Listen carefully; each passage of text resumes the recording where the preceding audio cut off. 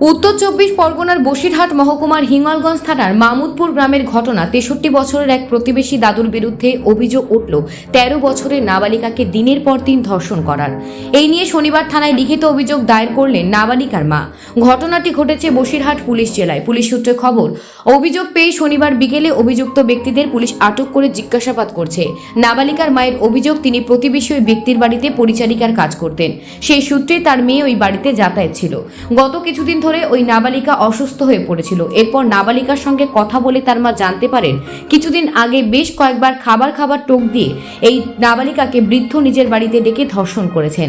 ধৃতকে আজ বসিরহাট মহকুমা আদালতে তোলা হবে।